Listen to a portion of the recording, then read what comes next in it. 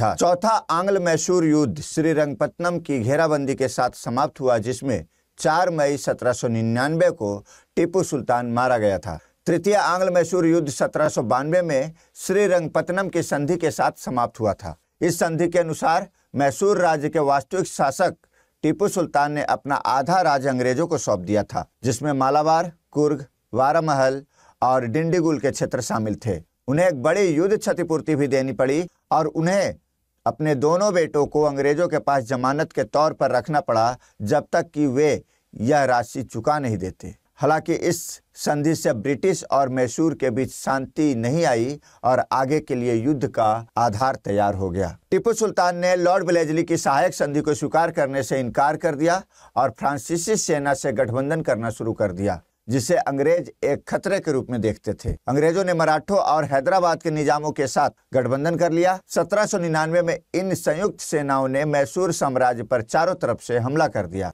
2 मई को श्रीरंगपत्तनम की घेराबंदी या श्रीरंगपत्तनम की लड़ाई श्रीरंगपत्तनम किले पर हुई, जिसमें टीपू के सैनिकों की संख्या कम थे।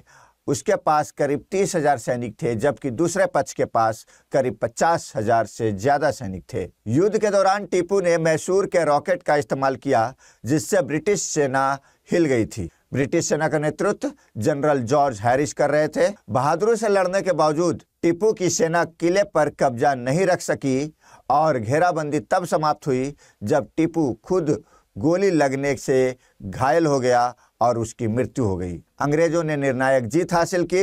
युद्ध के बाद टीपू के क्षेत्र हैदराबाद और अंग्रेजों के बीच विभाजित कर दिए गए। मैसूर और श्रीरंगपत्तनम के आसपास का क्षेत्र वोडेयार राजवंश को पुनः सौंप दिया गया, जो मैसूर साम्राज्य के वास्तविक संस्थापक थे। इसके बाद मैसूर ने अंग्रेजों के साथ सहायक संधि भी कर ली। धन्यवाद।